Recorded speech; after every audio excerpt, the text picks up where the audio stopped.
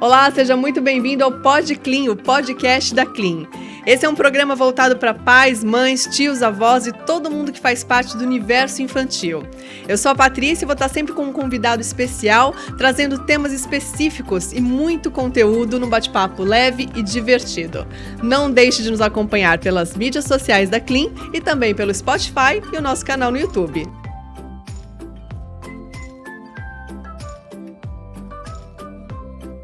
Se você perguntar para uma mulher quais as dificuldades de ser mãe de primeira viagem, com certeza ela vai ter uma lista. E se você perguntar as dificuldades de uma mãe de segunda viagem, será que a lista vai ser tão grande ou parecida, menor? É isso que a gente vai saber hoje. Eu sou a Patrícia Andrique e esse aqui é o Pod Clean, o podcast da Clean. Hoje eu tenho como convidada a Bruna Barbosa, jornalista, influenciadora digital, mãe da Maia, do Benjamin. Maia tem 5 aninhos, Benjamin quase 3. Isso. E aí eu quero saber... Vamos falar um pouquinho de diferença de mãe de primeira e de segunda viagem. Existe? Nunca tinha pensado no aspecto da lista. Acho que a lista ajuda, né, a materializar as dificuldades. E com certeza a primeira lista, a mãe de primeira viagem, seria uma lista bem grande. E a mãe de segunda viagem tem 2 perguntas que elas nos rodeiam desde a gravidez. Que é, como é que eu vou dar conta disso? Será que eu vou amar os dois igualmente? Acho que eram essas 2 primeiras perguntas que me assombravam da gravidez. E quanto mais vai chegando perto do parto, você vai falando, não vou dar conta. Como é que eu fui inventar isso? Para que eu fiz isso na minha vida? Onde que eu tirei essa ideia? Porque quando você se torna mãe pela primeira vez, existe um tempo para você se tornar mãe. Não existe, peguei um filho e virei uma mãe. Isso não existe. A gente está aprendendo a ser mãe, ainda está aprendendo. Na de segunda viagem, é isso. Eu vou dar conta disso? Como é que eu vou fazer? Como é que eu vou dar atenção para o primeiro e suprir todas as necessidades desse bebê que está chegando? E aí você também tem que descobrir a mãe de segunda, a mãe de 2. A mãe de 2. Você tem que construir essa mãe de 2 que não existe, que você vai ter que ir construindo com o tempo também. Mas vamos voltar um pouquinho, porque assim, quando eu tava grávida, eu fui uma mãe mais velha, eu fui uma mãe quase quarentona, uma mãe 4.0, e eu fiz um trabalho de jornalismo que eu tive a oportunidade de conhecer várias mães que, assim como eu, tiveram filhos a partir dos 35 anos de idade, que a medicina classifica como uma mãe quase idosa, né? Ainda a gente evoluiu tanto em tantos aspectos, mas a medicina ainda considera que a partir dos 35 são mães que têm ali uma gravidez de risco. E eu entrevistei muita gente, conversei com muitas mães e elas falavam que não tem receita de bolo, cada filho é um filho. Então eu quero voltar com você lá atrás, ainda na parte da gravidez. A gravidez em si, ela foi diferente do primeiro para o segundo? São 2 momentos diferentes. A gravidez da Maia foi uma gravidez muito esperada. Eu fiz tratamento para ter a Maia, eu fiz fertilização. Eu tentei engravidar por 1 ano e meio, não consegui, eu fiz fertilização. Então foi uma gravidez muito cuidadosa, em que eu ficava prestando atenção em todos os sinais do meu corpo. Ai, tô com uma cólica, será que é normal? Ai, tô sentindo isso, será que é normal? Então, é muito insegura, né? Uma gravidez que você não conhece, o seu corpo nunca passou por isso. E é uma metamorfose mesmo, são muitos hormônios agindo. No momento você tá achando lindo e amando, no outro momento você tá arrasada. O que eu fiz? Eu não vou dar conta disso. Então a primeira gravidez ela foi muito sentida, né? De todas as formas possíveis, fisicamente, emocionalmente, psicologicamente, né? E todo esse cenário de me formar mãe, né? De me construir esta mãe que eu tanto queria ser. Já a gravidez do Benjamin, ela não foi planejada, ele veio naturalmente. Olha só. A Maia tinha 1 ano e meio, eu fiquei grávida novamente, estava amamentando ainda, não esperava. E foi uma gravidez que eu falo que foi passando, foi assim. Fiquei grávida, já sabia o que o meu corpo estava passando, já sabia as transformações, já sabia as sensações, que uma cólica não significava que eu estava tendo um aborto, que eu tinha que sair correndo para o médico. Então foi uma gravidez mais segura, né? No sentido psicológico mesmo, né? De eu saber o que estava acontecendo, né, com o meu corpo. Então, nesse sentido, a gravidez foi mais tranquila. No meio da gravidez, eu tive um problema, eu tive toxoplasmose. E foi detectado porque meu médico pedia mensalmente, né, o exame. E aí eu tive que tomar antibiótico. Então, neste ponto, foi um pouco mais... Eu fiquei mais fragilizada. Mas se não tivesse sido isso, a gravidez eu mal sentiria. Porque é uma gravidez em que você já conhece tudo que vai passar. A barriga, eu falo que a barriga sai assim quando você descobre que tá grávida, porque o músculo... Ela já foi para aquele lugar em algum momento, o músculo tem memória, então assim... Opa, é para crescer? Vamos lá. Na primeira gravidez eu tive barriga com 6 meses, na segunda gravidez com 3 meses eu já tinha uma barriga. Então, a segunda gravidez você fica mais segura do que está acontecendo. Agora, em termos de criança, de movimentação, tem isso? Tem gente que fala que o primeiro filho é mais tranquilo, tem gente que fala que o segundo é mais tranquilo. Não tem regra, tem regra. Cada filho é um, cada criança é um, cada pessoa é uma. Não percebi tanta diferença, assim. Às vezes o Benjamin se movimentava mais de dia, a Maia mais à noite... Mas não tive muita diferença, assim. Tive bastante azia no começo, né? Com 3, 4 meses passou. O que eu tive nas duas foi que eu não tinha vontade de comer no final. Acho que meu corpo não cabia, né? Então eu não tinha muita vontade de comer, mas foi uma coisa que acho que é do meu corpo, na gravidez. De resto, assim, de dormir... Porque, assim, as mães reclamam muito, né? Assim, de menino e menina, né? Elas falam. Menina, né? Não senti diferença. Não senti diferença. Não e aí senti diferença. Tem uma coisa também que eu escutava muito, que é a coisa do enjoo. Eu escutei de uma mãe uma vez falando assim, que ela passou muito mal. E ela falou assim, não, quem tem segundo filho tem amnésia. Porque esquece o que passou pelo primeiro. Porque não é possível que uma pessoa que vomita metade da gravidez consiga pensar em ter outro filho. Mas ela... tem amnésia. Mas a natureza, ela é sábia. Né? A gente esquece realmente mesmo. Pra ter um outro, pra procriar. Exatamente. Eu não lembrava, mas assim, aí no final pesa, no final dá azia de novo, porque não tem mais espaço. Aí você fala, meu Deus, eu já passei por isso, por que eu tô passando por isso de novo? Mas no fim deu certo, né? Porque assim, apesar de todas as tentativas da primeira, o segundo veio naturalmente. Veio naturalmente, veio pra me mostrar que a gente não comanda nada. Não tem poder das coisas. Que a gente não tem poder sobre nada, que a gente acha que a gente controla alguma coisa. E os filhos vêm pra mostrar, não, você não controla nada. Tudo que você planejou pode sair diferente. Eu planejei, eu quis ficar grávida, fui lá, fiz tratamento, fiquei grávida no momento que eu queria. E aí veio um segundo filho no momento que eu tinha uma bebezinha. Também para me falar, olha, tá vendo? Você não controla nada mesmo. Eu não posso reclamar de nada, porque eu tive, tudo que eu escutava, eu tive amiga que falava assim, eu tenho uma amigona, que o filho dela nasceu 2 meses depois da minha. Então, assim, a gente ficou grávida muito perto, né? E ela levantava, assim, 4, 5 vezes por noite pra ir no banheiro fazer xixi.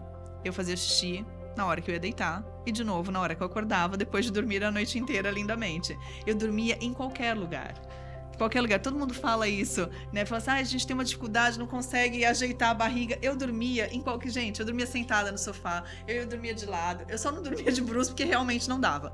Mas, assim, de resto, eu não tive dificuldade nenhuma. Então, eu ficava pensando nisso, como é muito pessoal, né? Não tem realmente uma regra de falar assim, eu enjoei. Não, eu não enjoei, eu tinha uma disposição, assim, ao contrário de depois que nasce, que aí eu senti um cansaço absurdo, mas... Quando eu tava grávida, eu tinha uma disposição que eu acho que hoje eu não tenho. Eu tenho fotos de grávida de 7 meses com a Maia sentada na minha barriga, né? Porque, assim, você precisa continuar dando atenção pro primeiro... Que ainda tá demandando que tá demandando, atenção, né? Ainda mais no meu caso, que a diferença é muito pequena. E aí, às vezes, as pessoas falavam, não pega mais ela, vai te fazer mal. Eu falo, não, vai fazer mal pra mim não dar atenção pra minha filha.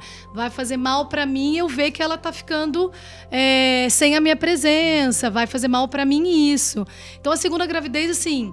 foi muito, muito tranquila em relação a isso. Eu fazia absolutamente tudo.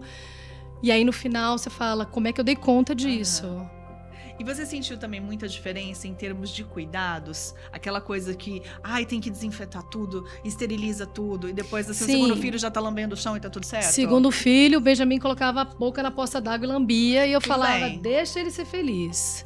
cria anticorpos, é assim mesmo, vai ser assim, tá tudo certo. Primeiro filho a gente não sabe, nunca viveu, então são muitas questões, a gente tá se construindo, a gente tem muito medo. Eu falo que o primeiro filho judia muito da gente. Ele judia mesmo. A criança testa, né? Ele testa e tudo aquele choro que você fala, meu Deus, o que é isso? Tá com dor, caiu, tem que levar pro hospital. Só pra você ter uma ideia. A Maia foi pro hospital acho que umas 3 vezes no primeiro ano. Com 2 quedas, de bater a cabeça, de vomitar. Uma até eu estava grávida, eu levei ela desacordada. Eu vivi altas emoções. Mas o Benjamin ele nunca foi para o hospital. Né? Você entende, né? Você passa a entender, você passa a viver, a usar a sua experiência ao seu favor, a não se apavorar mais tanto com as questões, com as situações que vão acontecer. Acho que a gente começa a aprender até um pouquinho a reconhecer o choro, né? O choro da mãe, o choro de fome. Porque o choro de fome, gente, eu vou falar, o choro de mãe é outro, né? Então a gente vai começando a reconhecer também quando é sério, né? Quando a criança realmente se machucou. Eu sinto muito isso com a Antonella. Assim, daquele tombinho, assim, que ela dá uma tropeçadinha, abre um berreiro, eu olho e falo, filha, não foi nada, né? Deixa a mamãe dar um beijinho que passa. Aí você vai lá dar um beijinho, a criança para de chorar, você fala assim, não, realmente não foi nada. E daquele que a criança chora, sentida, que você fala, nossa, esse machucou. Né? Acho que a gente vai aos poucos, bem aos poucos, né? Aprendendo. Essa construção que a gente faz. E a mãe de segunda viagem é justamente isso. Mas a mãe de segunda viagem, ela tem que passar por outra situação, que um chora, o outro chora também. Ai, tem essa. Tem essa. Um grita, outro grita também. Um quer atenção, outro quer também. Nessa hora? Aí você vai aprendendo a se construir. No começo, quando chega o bebê, ele é muito pequenininho, né? Então, e a Maia, ela é muito energética, eu falo, né? Muito vigorosa. Para não falar estabanada, como todas as crianças pequenas são, né? Então ela queria pegar no colo, queria passear, empurrar. E eu ficava, não, vai machucar. E eu percebi que isso estava irritando ela. Isso estava, poxa, quem que é essa criança que chegou agora, que tomou minha mãe de mim, tomou meu lugar e vai levar embora de mim a minha mãe? Não quero. E aí, com o tempo, eu fui entendendo que eu tinha que criar este ambiente para ela, sozinha. Então, assim, todos os dias, num determinado horário, quando eu tinha o meu marido voltava, né? Falava, agora eu vou sair com a Maia. Então eu saía com a Maia para passear sozinha, deixava o bebê em casa, sabia que ele ia aguentar um pouquinho lá antes de querer mamar, levava o celular e qualquer coisa ele mandava, volta aqui, ele começou a chorar e tá com fome.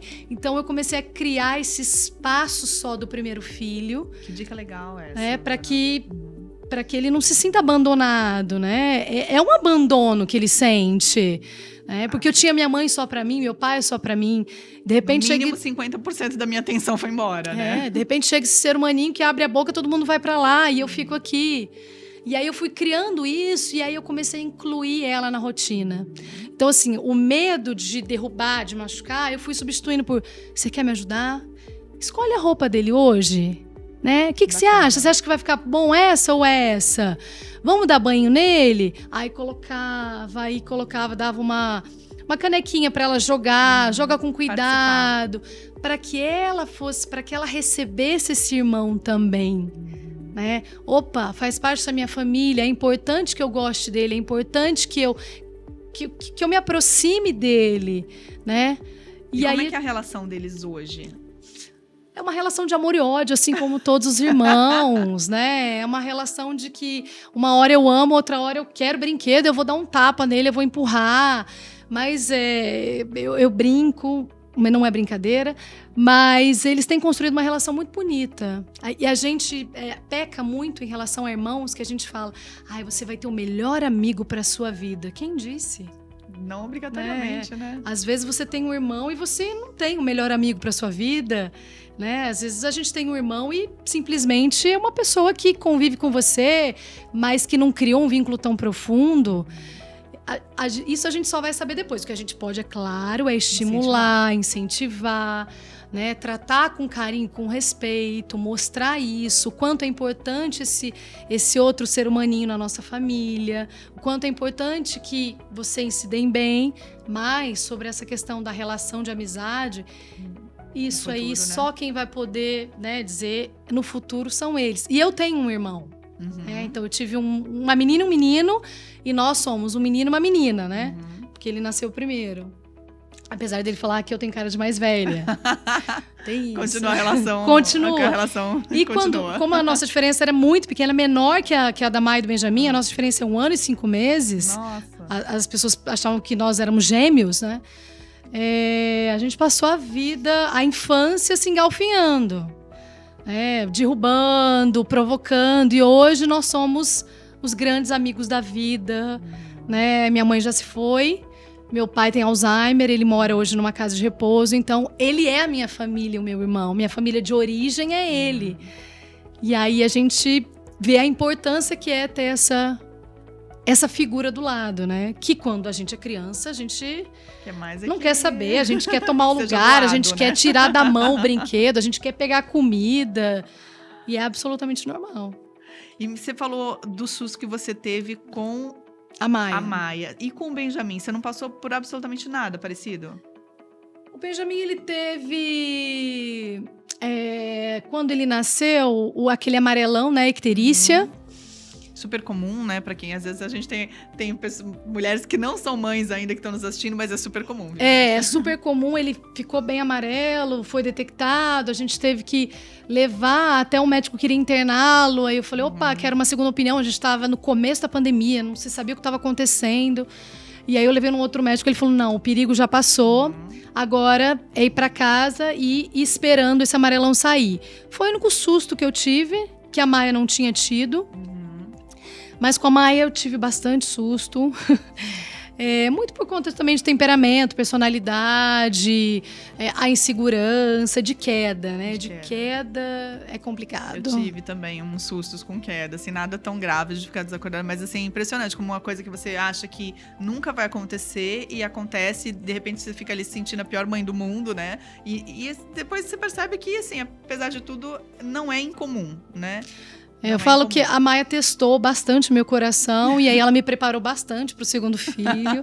Eu tive que fazer manobra de desengasgo com ela com 2 meses. Senhora. E não foi com comida, tá? Foi com leite materno. As pessoas acham que é comida que engasga e ficam morrendo de medo da introdução alimentar, mas o leite materno o líquido, ele pode engasgar muito mais do que o sólido. As quedas de bater cabeça, de vomitar, de ficar desacordado também, elas assustam bastante. A febre alta. A gente não tem noção, né? A gente acha que é extremamente frágil, né? E de repente a gente vai descobrindo aos poucos que, lógico, temos que manter os maiores cuidados do mundo, mas aquela criaturinha, ela não é feita de ela vai sobreviver. Açúcar, ela vai sobreviver, né? Porque no começo você fica assim, o que eu faço pra essa criança não morrer? Exatamente. Né? Porque eu preciso cuidar dela. Essa criança não pode morrer. Você fica olhando, dormir à noite, fica olhando se tá respirando. Põe a mão, se tá respirando. Põe a mão, isso todo mundo faz, né? Mas o segundo não. O segundo você já sabe como é que funciona. Eu não ficava mais olhando a respiração, não ficava lá, né? Meu Deus, tá balançando a barriguinha pra cima, pra baixo. Tá vivo, meu Deus. Né? Eu conseguia dormir mais, descansar. Já estava muito mais preparada para a amamentação, que uma das coisas que mais pegam a mãe de primeira viagem é a amamentação. Mulheres, estudem para amamentar, não fiquem muito presas no parto, se vai vir um parto natural, né, um parto cesárea. É claro que é super importante que a gente realize as nossas vontades e nossos sonhos, mas né, muitas vezes, e aí a maternidade está aí para confirmar que a gente não manda em nada. Eu planejei, eu estudei, eu fiz fisioterapia, exercício para ter os 2 partos normais, mas eu não tinha dilatação. Fiquei 14 horas em trabalho de parto, 15 horas de trabalho de parto, rompimento de bolsa, não tive. Vieram ao mundo na sua hora, quando escolheram, né? Mas tive cesárea, uma cesárea absolutamente humanizada. Sim. São maravilhosas hoje em dia, né? Que são maravilhosas, né? A gente precisa escolher o profissional correto, mas que podem ser absolutamente maravilhosas. Mas estudem sobre a amamentação. Acho que isso foi um ganho que eu tive no segundo, indescritível. Que eu já sabia como fazer a pegada, como colocar, que demorava até 7 dias para descer o leite. Né? Que no primeiro você acha que vai colocar a criança, vai engatar ela vai chupar, opa, tá amamentando. Litros, saindo litros. Litros, e que não dói, que você tá sorrindo, né? E não é nada disso. Eu acho que isso é muito importante a gente colocar até como dica para todo mundo que tá acompanhando aí o podcast, porque a gente tem tanta expectativa e, assim, quanto mais expectativa a gente tem, mais frustrada a gente fica. Eu, por exemplo, eu sonhava em amamentar. Eu não tive leite. Eu simplesmente não tive leite. Eu tomei remédio, eu fiz um monte de coisa. Eu não tinha leite, meu organismo não produziu leite. E eu achava a coisa mais maravilhosa do mundo. Eu conseguia amamentar, assim, pouquíssimo durante poucos meses. Acho que de 3 para 4 meses eu não tinha mais nada. E, assim, fiquei frustrada no começo, mas, assim, é uma coisa que nem você falou, a gente não pode se prender ao que a gente se planeja, ou ao que a gente idealiza, ou que a gente sonha. A gente tem que fazer o que é melhor para a criança. O melhor para minha filha era entrar com fórmula. Era não passar fome. Não passar fome, não morrer de fome. Vamos entrar com fórmula. Você queria ter parto normal, não tinha dilatação. Vamos pra cesárea. Então, acho que quanto menos expectativa, que nem você falou, é importante estudar sobre tudo. Sobre tudo, ler, fazer curso. Eu fiz cursinho, achei o máximo. Achei que fosse uma coisa boba. Eu achei super gostoso, super proveitoso fazer cursinho pra gestante. Mas, assim, quanto mais a gente planeja, mais a gente idealiza, maior a chance de não dar certo, de ficar frustrada. Então, deixa o negócio fluir. Eu acho que é importante a gente se munir de informação para também não ficar na mão, né, dos palpites e das opiniões. Eu lembro que eu peguei um pediatra logo que a Maia nasceu, que ele poderia ter acabado com a minha amamentação no segundo mês, com uma situação lá que ele falou pra mim, não, ela não tá ganhando muito peso, então vamos fazer assim, você tira na bombinha o leite, coloca na mamadeira e dá pra ela. Aí eu olhei pra ele e falei, mas qual que é a coerência, doutor? Porque se eu tô dando o mesmo leite pra ela, né, porque não era nem fórmula, eu fiquei... Não, falei, não, calma lá, vamos tentar mais. Então, quando a gente tem informação... É muito difícil com que a gente caia nessas do palpite, do minha mãe fez assim, da minha avó fez assim, deu certo. Mas a gente sempre tem que lembrar que cada criança é uma e cada mulher é uma. Exatamente. E esse binômio que é mãe e filho vai funcionar de uma maneira. Você tocou num ponto aqui pra gente encerrar, que eu quero saber muito, que é a respeito dos palpites. Palpite de segundo filho é igual de primeiro filho? Porque, gente, de primeiro, vamos combinar, né? Que é uma chuva de palpite. É um mundo de gente falando o que você deve fazer, como você deve fazer, que horas você deve fazer. No segundo filho, dá pra resolver esse problema ou não? O segundo filho, você já fala, obrigada, eu já sei porque eu já sou mãe. Pra resolvido. Né, você não precisa nem ser mal educado, você fala, obrigada, mas eu já sou mãe, lembra? Lembra que eu já tenho um filho? Né, isso pra não ser mal educado. Eu acho que a gente precisa, né, tem hora que as pessoas falam algumas coisas que dá vontade de falar, olha, né, obrigada, você foi mãe há 30 anos atrás, 50 anos atrás, as coisas mudaram. Mas pra gente não entrar nesse embate, que eu acho que a gente precisa entender também essa diferença de geração, porque existe. Eu lembro a minha sogra, tomara que ela não esteja ouvindo aqui, quando eu fui dar a primeira vez comida e água pra Maia, e a Maia não aceitava ser alimentada. Então, a Maia usou o método, né, MLW, que é ativa. Ela pegava e colocava. A minha sogra viu aquilo. Minha Nossa Senhora, essa criança vai morrer, ela vai engasgar. Pelo amor de Deus, tira isso dessa menina, esse tamanho de cenoura na mão dela. E aquilo ali poderia, né, me abalar, me fragilizar, porque minha primeira filha, ela tem alguma razão no que ela tá falando. Eu tenho certeza que eu sou errada, né? Ela criou 2, né? Eles estão aí vivos. Eu falei, não, mas eu li sobre isso, mas eu estudei sobre isso. Ela não conhece sobre isso, é um método novo. Eu vou confiar no que eu li e na minha filha. E lógico, vou ficar aqui atenta. Então, o segundo filho, você já fala, obrigada, valeu, mas eu prefiro fazer desse jeito. Excelente. Né? Você não é deselegante, não precisa ser mal educada e resolve a situação na hora. Primeiro filho, ou o segundo filho, eu falo que ele cura a gente de muita coisa. Eu imagino, eu faço uma ideia, não tive essa oportunidade, mas agora você falando e eu relembrando, fazendo um flashback aqui na minha cabeça, eu sei que você tem razão. Bruna, obrigada pela participação mais uma vez, foi um prazer ter você aqui no PodClean.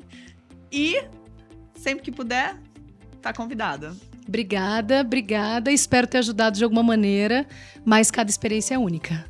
Isso é o que mais vale. Cada mãe é mãe, cada filho é um filho e cada experiência é única. Muito bom. Obrigada mais uma vez, Bruna. E a gente se vê no próximo PodClean. Eu e toda a equipe aqui estaremos esperando você. Até a próxima. Tchau, tchau.